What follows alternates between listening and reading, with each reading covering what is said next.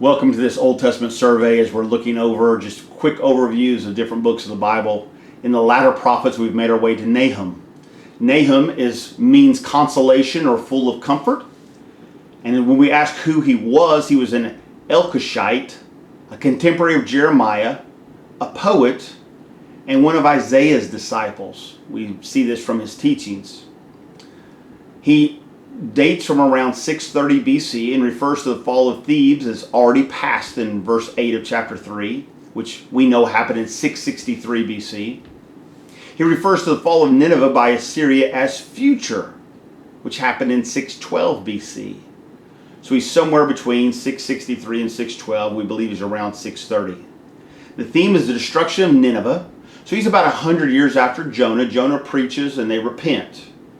About 100 years later, Nahum preaches, but they don't repent. So the time of Nahum, Israel was familiar with the Assyrians and their invasions. They knew they were a people that were very harsh on their captives, mistreating them as they enslaved them and beat them, would even tie up like chains hooked to their noses as they go along. So if you tried to escape, you'd rip your nose off. I mean, just really strange ways of torturing their people, very harsh individuals. The Assyrians were extremely ruthless in their punishments, as described, and Nineveh is the well-known city, the capital of Assyria at this point. It's an ancient city with the origins of Nimrod all the way back in Genesis chapters 10 and 11. It's a chief city of empire with heavily fortified walls, not easily scaled.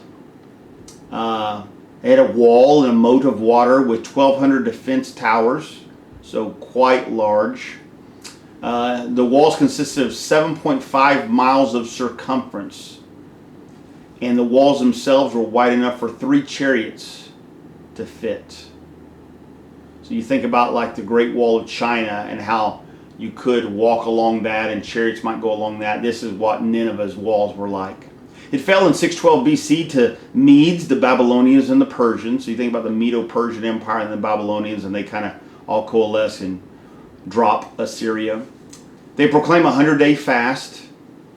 The Tigris overflowed and caused the wall to collapse.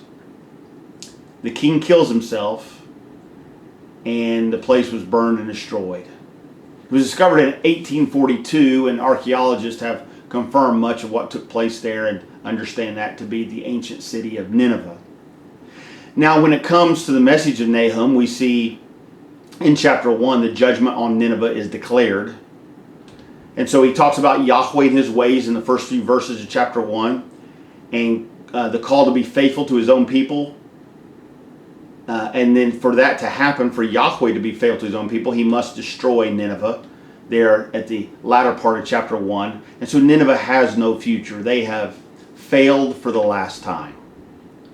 In the rest of chapter 1 into chapter 2, we see the judgment on Nineveh described with deliverance of Judah, the description of Nineveh's fall and capture early in chapter 2, and the description of the inhabitants at the end of chapter 2.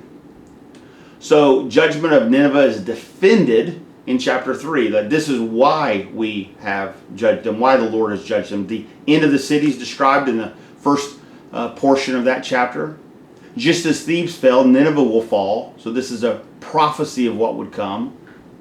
And then the resistance is foolish and vain at the end of the book. So what the Lord is saying through Nahum is, you can resist all you want. It's not happening this time. Judgment's coming. Things are going to fall apart. You're not going to be around. You're going to be destroyed. And that's exactly what the Lord, the God of Israel, did to the people of Assyria, specifically to Nineveh.